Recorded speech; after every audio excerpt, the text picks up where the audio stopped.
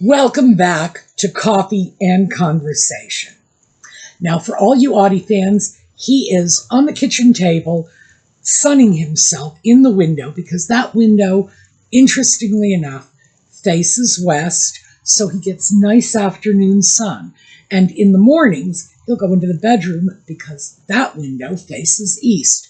So he has a good sense of where to go when a cat wants to sleep in a sunbeam. He's not even looking up, so I think he may be asleep, or if he is aware of what I'm doing, he's just not interested. So we'll have to see how long this holds up.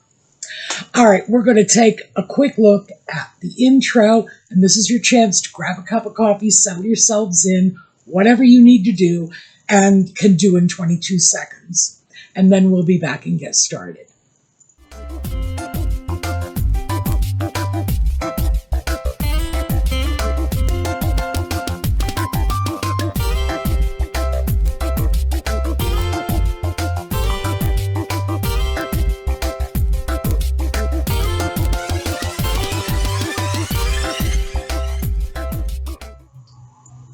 So, to follow up on yesterday's video, as you can see, I've hauled out another of my far too many sweatshirts because I'm very serious about rotating them into my everyday wardrobe, which will allow me to take a couple of the scruffier sweaters that I had said, oh, I don't want to wear them out in public, they're too scruffy, but I'll wear them around the house.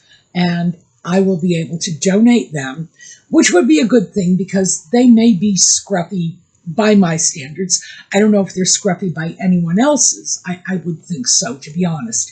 It's not like, I have these exacting clothing standards, but someone else will benefit from them because scruffy though they may be, they are very warm. So that's where we stand on this. As you can see, the sweatshirts are coming out to replace the sweaters. So I'm trying. We'll see how well I make out. And speaking of yesterday's video, I read your comments as I always do. I don't always get the opportunity to respond to them, but I do read them. And one of our viewers had said that she was looking at food storage because, in fact, her government had suggested this. So, if you want to see her comment, by the way, it came from Dutch Joan, so that we know which government we're talking about. And I have to say, it is not my opinion that the Dutch government is inclined to be reactionary or disproportionately responsive. I consider them to be one of the more level-headed, if you can apply that term to a government, and rational of world governments. And if they are suggesting to their population that maybe you should think about food storage, then I think maybe we should revisit this issue. Now, I don't think we have touched this whole issue of food storage since 2020, and that was 5 years ago. So maybe it is about time we took a look at this because, let's face it, we all experienced a situation in which access, not just to our favorite food items, but to the grocery stores themselves was limited because of a pandemic. And yes, toilet paper was the one product that got the most attention. I think I mentioned in my area, for some reason, and I have no explanation for this, 5 years later, I still don't know. In addition to toilet paper, the thing that was flying off the shelves was gallon jugs of pre-mixed iced tea, or for those of you in the South, sweet tea. No idea why. People just needed to get their tea. They were loading their carts with this stuff. And I believe I showed you some surreptitious photographs I snatched in the store of shopping carts full of gallon jugs of tea. No idea what that's about.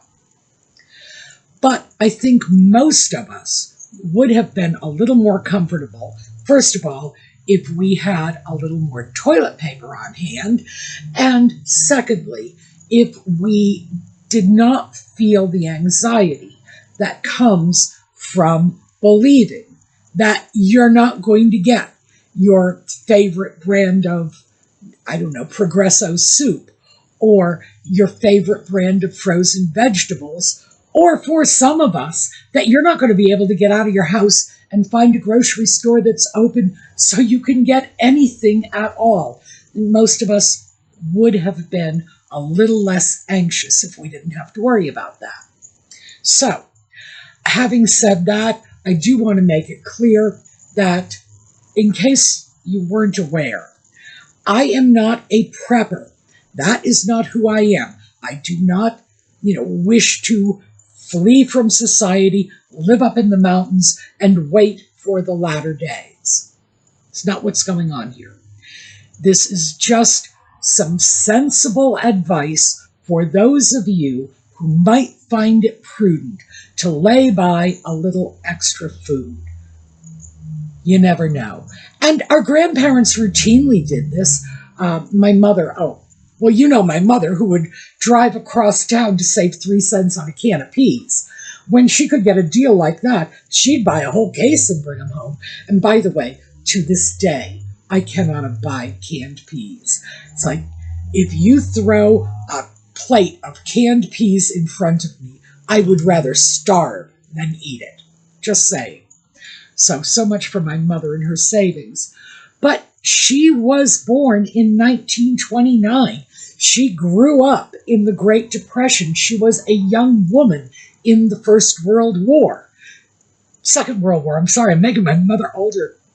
Gosh, I'm sorry. The reason I said that is because whenever I referred to my mother's wartime experiences in her lifetime, I always intentionally said First World War as a joke. Yeah, Ma remembers the First World War, and here it is coming back to me, and she's been gone a long time, so I kind of need to let that one go. No, my mother was not alive in the First World War. So with her experiences with the Depression first and then the war second, of course, she put by a little extra food when she could. We had an upright freezer. It was something in the range of 25 cubic feet, which makes it about the size of a medium to large refrigerator freezer today. And that was in addition to our refrigerator freezer. So yeah, that's how she grew up. Her mother had a root cellar and a back pantry with shelves full of canned goods and home canned items. So my generation, the baby boomers, we are probably the first generation ever that came into adulthood without a strong sense of we need to put by food. Those were watchwords for previous generations. So if we decide we want to throw a few extra cans in the cupboard, we're not being crazy, we're not getting ready to go into the mountains and write a manifesto. No, we're just being sensible. And given the fact that we experienced 2020 firsthand, maybe it's not such a bad idea.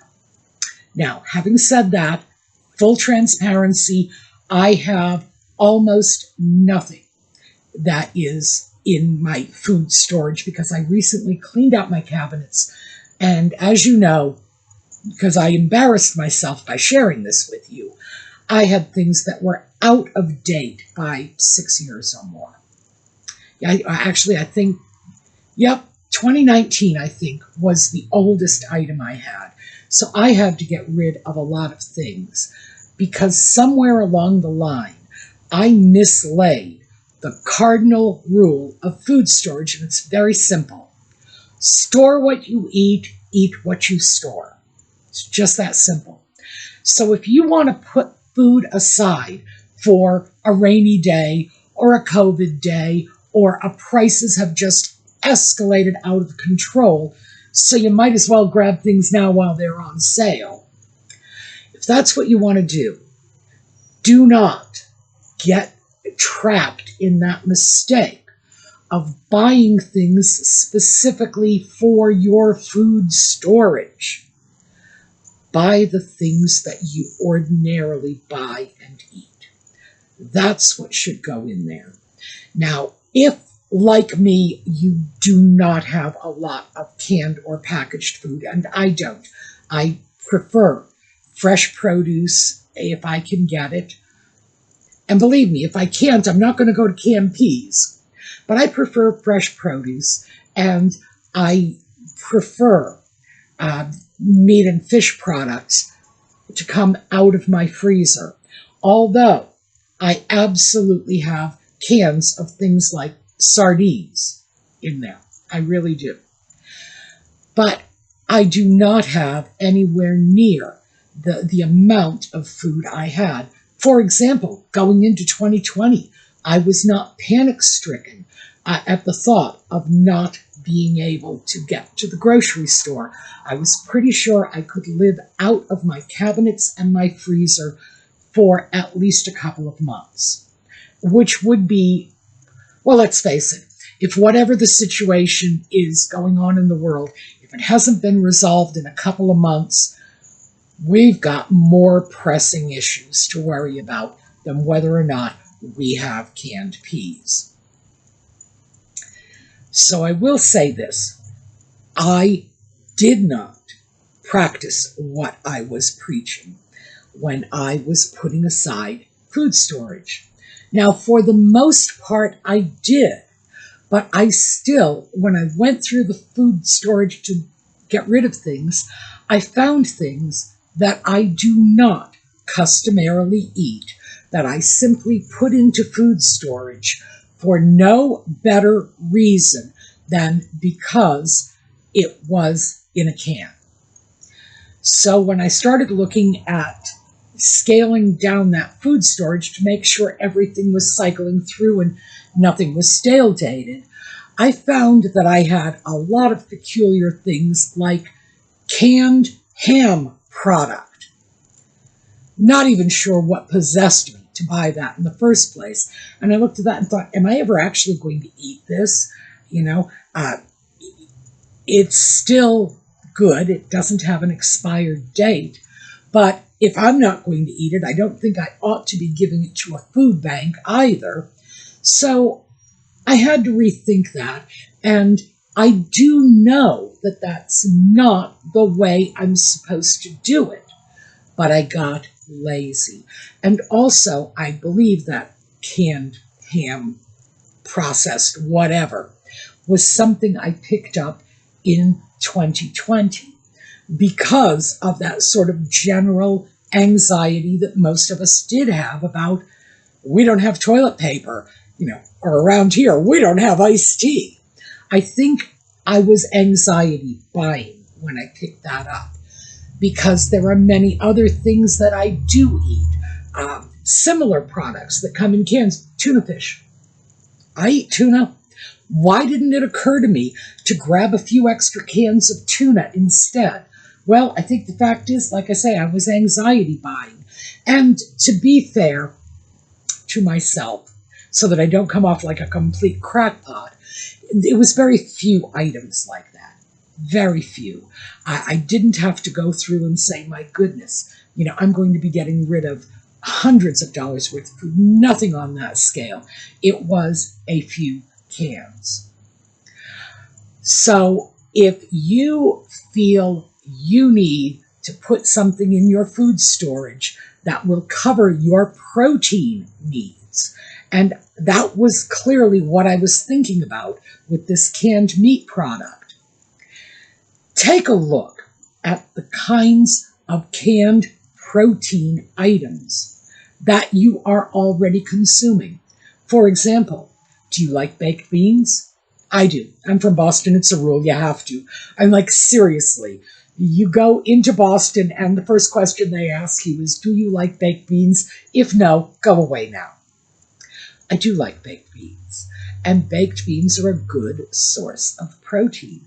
Why wasn't I buying baked beans instead? or, as I say, the tuna, or the sardines. I love sardines. They're one of my favorite snacks.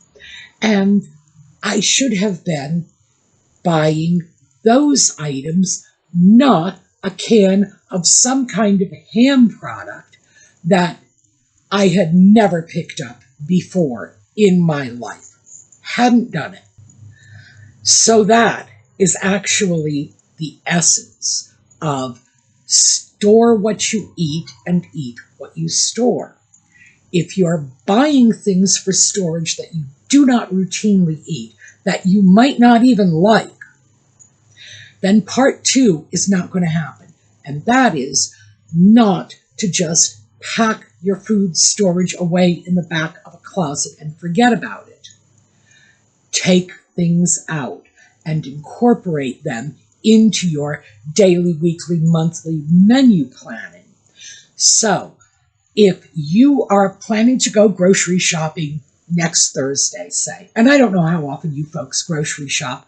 As I said, I like fresh produce, so I go out twice a week. I'm sure many of you do that sort of thing as well, but I'm equally sure that some of you probably only go out once a month.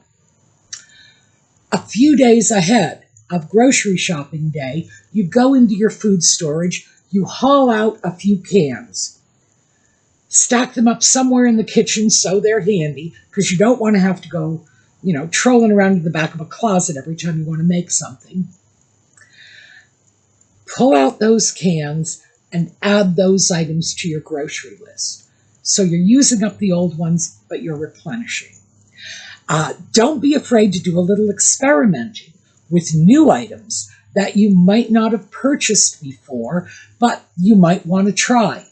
But don't wait until you have to tap into the food storage to do that. Keep doing that sort of thing on a regular basis. If you see, for example, a certain kind of canned fruit that you've never tried before, I don't think I have ever eaten canned mangoes. I don't think I have. I eat fresh mangoes all the time, but every now and then I see cans of them in the store and I think, I should grab one of those and see how good it is, because I can only get fresh mangoes in the summer. So yeah, it's a good opportunity to try new things as well. But keeping in mind that what you don't want to do is load up your food storage with a whole bunch of food that you haven't tried before, so that when you need to tap into that food storage, you're looking at things that you're uneasy about. You might not like them. It's not going to be the first thing you grab. You want your storage to reflect what you eat. Another one, and this is one that I mentioned when I responded to Dutch Joan in the comments, was honey. If you want to put something into your food storage that you can throw in the back of a closet and ignore for literally 2 millennia, honey, because they have found honey in the Egyptian pyramids that is still apparently good, and, somebody, not me, and I do not advise this, opened pots of 2,000-year-old honey and tasted it. Would I do that? Oh, no, I would not. But someone did, so we know that stuff will last almost indefinitely. And honey has a lot of medicinal properties, as well as being a very good sweetener. And when food products get scarce, when prices go up, very often you will find the sugar and sugar-like products shooting up in price too. So if you think economic bad times are on the horizon, honey is a very good investment for your little at-home food bank, because if you buy it now, you won't have to worry about what happens when the sugar prices make sugar just unattainable. My mother's generation, Second World War, it was not just a question of the prices were high. It was a question of you could not get it. You had your little ration booklet, and you needed your little sugar stamp in order to get sugar. And if you used more sugar than your little ration book allowed, well, too bad for you, you did without. And by the way, I think that's why my mother got into the habit of creaming her coffee with sweetened condensed milk, because I'm pretty sure that was not rationed in the war. And Lord, is that stuff sweet. So that's what my mother would put in her coffee. So yeah, I think that was a wartime habit. But there are many things like this that will last quite a long time in your food storage that most of us don't think of. Things like dry beans and rice will last a very long time. By the way, a combination of beans and rice, and you can go on the internet and get recipes for this. But a beans and rice combination is a very good substitute for meat-based proteins. It will, in fact, give you an additional source of protein. And in some cultures, now I lived in Puerto Rico for a while, and I can tell you, they had red beans and rice with practically every meal. Well, probably every meal. I knew some people who had it with breakfast, but if you had food on the table, you had red beans and rice with it. So for some people, this is part of their culture. For others, well, red beans and rice is very, very tasty. So if you haven't tried it and you're thinking about storing food, this is a good time to do a little experimenting with some of those recipes. Get acclimatized to it. It may be something that will come in handy. And I know a lot of us are a little concerned. Some of us are probably a lot concerned about what's going to happen with the economy. We have been facing massive price increases since 2020. I find it, I don't want to go so far as to say I find it alarming, but I certainly find it noteworthy. And things that I could buy in the store for $3 in 2019 are costing $4 or $5 now. And yeah, it's noteworthy. If it keeps up much longer, I will be a little alarmed by this. So I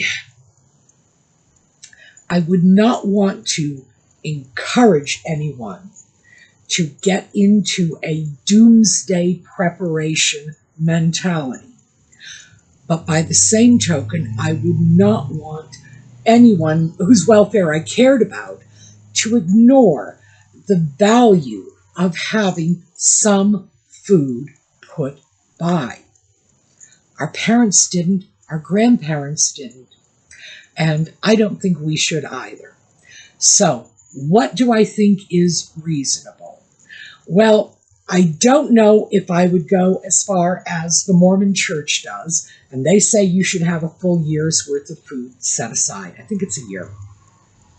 It's been a long time since I've actually studied Mormon sociology, and in fact, yeah, it's been a long time. It could be 2 years, but I believe it's 1 year's worth of food that all Mormons are required to keep. It's an obligation of their faith. But I will also tell you that many Mormons fulfill this requirement by keeping like a 35-gallon trash can full of unmilled wheat.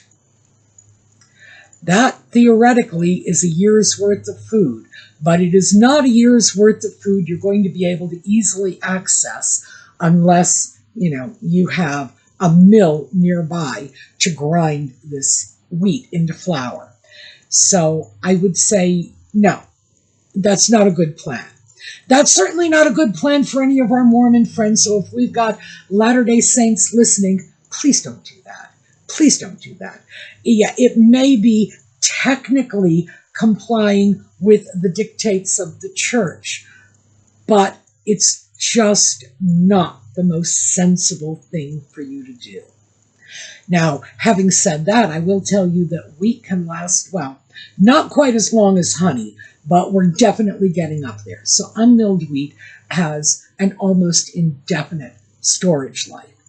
But as I say, if you do not have the ability to grind that into flour when you need it, it's not very useful. The best advice I have heard from legitimate sources on emergency preparedness has been FEMA. And someone from FEMA, by the way, I don't know if this is official or if this was just the opinion of the FEMA official who was giving this lecture, because that's where I heard it, a FEMA lecture.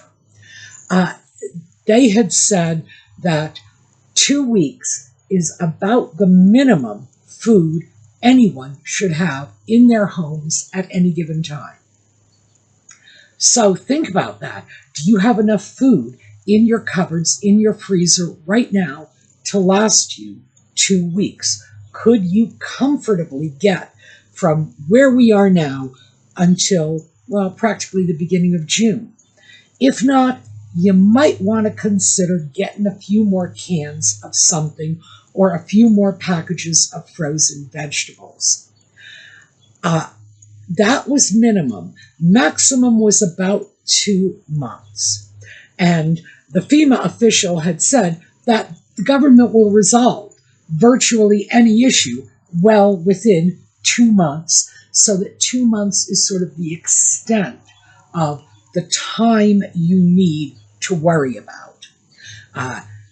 Generally speaking, it will be less than that. And that is in terms of national emergency, because this is FEMA, and they are not talking about religious obligations or price increases. They're talking about natural disasters and things of that sort that would involve government intervention. I still think it's a very good guideline. And it's very easy to determine how much food that's going to be in the real world, because remember, you are buying for storage the things you are already eating. So if you go to the store, it's a question of you grabbed 1 can of tuna, grab a second for the food storage. You grabbed 1 package of veggies, grab a second for the food storage. That sort of thing. So it's easy to determine. Just look at how much food you are eating. If you have a can of tuna, how long does that last you? How many meals are you getting out of that can of tuna? And you can, from there, determine how much food you're going to need for 2 weeks. And I think 2 weeks, because I think the FEMA guy was right. Any one of us could face a localized disaster, a hurricane, a flood, a really bad storm. That's basically what goes on in my area, bad storms. But California just had wildfires, and, all of us are subject to natural disasters. So, yes, we should probably all have enough food to last us at least 2 weeks. And beyond that, whatever you feel comfortable with. You don't want to keep 2 months worth of food? Well, I don't blame you. That may not be the smartest thing for everyone in every set of circumstances. Tailor this to your own needs. But I did want to throw this out because it's something that we should talk about, we should think about. And frankly, I was delighted when 2020 came to an end and we didn't have to look at these things anymore. Other things like toilet paper. Yeah, I have a nice stash of toilet paper, and that is thanks to Colleen, goodness, what a kind woman. When she found out that I could not get my favorite brand of toilet paper, I was lucky I could get toilet paper at all, quite frankly, because many of my neighbors couldn't, and I would go out and bring back toilet paper for everyone. But I couldn't get my favorite brand, and Colleen sent me a boatload of my favorite toilet paper, and I still have that stashed away for emergencies. Every once in a while, when I've been sloppy about not getting toilet paper when I should, I've had to take out a roll, but most of it is still there, so I don't have to worry about that. Another thing, and I had this before 2020, is, you can get a bidet attachment for your toilet for about $20, and they go up to, Lord only knows what. But the least expensive that I've seen have been around $20. You can get them from Walmart or Amazon, and they're designed to be installed by the average homeowner. You don't need a plumber to put this in, and I have one of those. So, yes, I might not even need toilet paper after all. But there may be other things that you would find worthwhile to just get a few extras.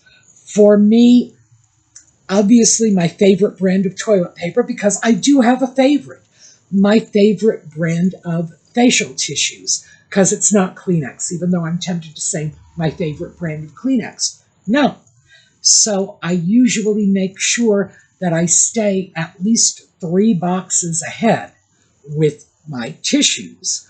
Although, to be frank, I should probably stay a bit further ahead on that, because if it's allergy season, I am going through tissue at a much greater rate than 2 boxes a month. So I should consider that.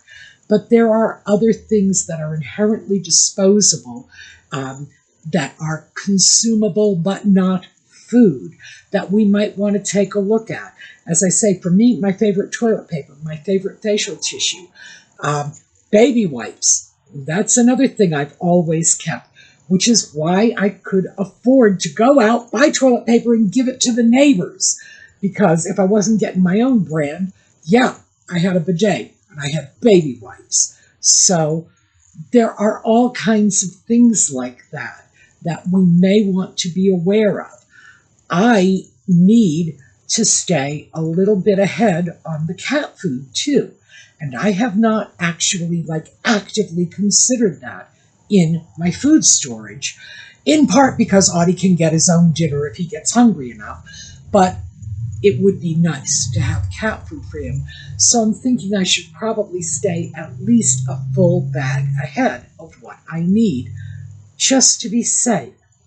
And again, I want to stress, this is not about doomsday prognostications or, prepping, which has gotten a bad name. I don't think there's anything wrong with disaster preparedness, as long as it doesn't become the focus of your life. But the word prepper it's gotten a bad rap. So I want to stay away from that. It's just being sensible. It's just taking the lessons we learned in 2020 and asking ourselves, are we still playing those out in our daily lives? And I'm not, because I recently cleared out my cupboards and I never bothered to replenish those things, which I should. And it's not difficult. You go to the store, just grab 1 extra of a couple of things you buy, 2 or 3 cans a week, and very soon, frankly, before you know it, you will have that 2 weeks minimum extra food storage that FEMA believes you need on hand, just to be safe, to weather the storm, so to speak, in case things do shift out in a way that we may not like. So, again, not a political comment, just common sense. And thank you, Joan, for giving us the topic for this. And once again, I have to say, if the Dutch government, which is not a wild-eyed, reactionary group of lunatics, if the Dutch government is advising their population to consider putting by a bit of food, maybe we should take it a little more seriously, because I know I am going to. As I say, I'm not going to get carried away. So my minimum is going to be 2 weeks. My maximum is going to be 2 months. But I'm going to make sure that I'm okay if worse comes to pass. So that's what I have for you today. We are going to take a look at a slideshow on the way out. And I thank you for all being with me this weekend. For those of you who join us for Just Chatting, it is 8 o'clock New York City time this evening. And for everyone who does not, I am more than happy to see you back here again next weekend. So, in the meantime, have a terrific day.